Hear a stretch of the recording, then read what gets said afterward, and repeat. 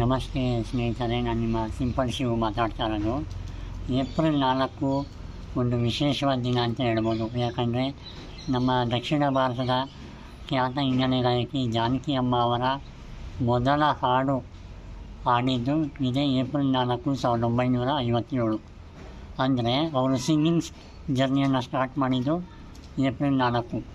So ಮೊದಲಿಗೆ ಅವರು ತಮಿಳು ಚಿತ್ರದ ಮೂಲಕ ಸಿಂಗಿಂಗ್ ಜರ್ನಿಯನ್ನು ಸ್ಟಾರ್ಟ್ ಮಾಡ್ತಾರೆ. ವಿಧಿಯಾನ ವಿಳಿಯಾಟ್ ಎಂಬ ತಮಿಳು ಚಿತ್ರದ ಮೂಲಕ ಹಾಡುವ ಮೂಲಕ 1957 ಏಪ್ರಿಲ್ 4 ಮೊದಲ ಹಾಡನ್ನು ರೆಕಾರ್ಡ್ ಮಾಡ್ತಾರೆ. ತಿರ್ಗಿ ಅದೇ ವರ್ಷ 1957 ತೆಲುಗು ಚಿತ್ರ ರಿಲೀಸ್ ಆಗುತ್ತೆ, MNA ಅಂತ. ಆ MNA ಚಿತ್ರದಲ್ಲೂ ಕೂಡ ಇವರು ಮೊದಲ ತೆಲುಗು ಹಾಡನ್ನು ಹಾಡ್ತಾರೆ.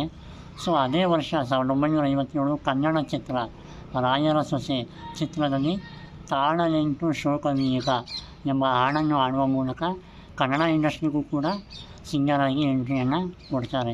ಒಟ್ಟಾರೆಯಾಗಿ ತಮಿಳು, ತೆಲುಗು, ಕನ್ನಡ ಒಂದೇ ವರ್ಷದಲ್ಲಿ ಮೊದಲ ಬಾರಿಗೆ ಹಾಡನ್ನು ಹಾಡಿ ಸಿನಿಮಾ ಅಥವಾ ಸಿಂಗಿಂಗ್ ಜರ್ನಿಗೆ ಎಂಟ್ರಿ ಕೊಟ್ಟ ವರ್ಷ ಅಂದರೆ 1957.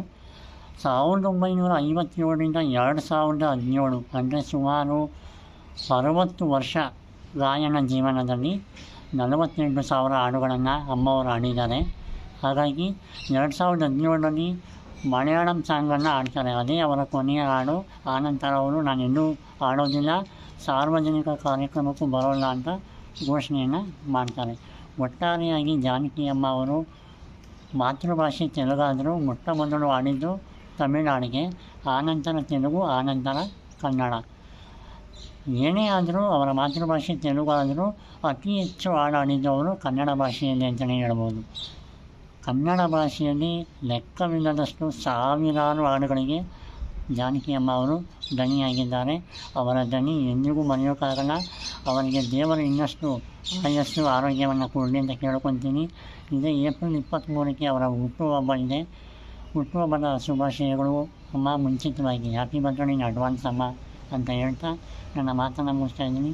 ಜೈ ಹಿಂದ್, ಜೈ ಕರ್ನಾಟಕ ಮಾತೆ.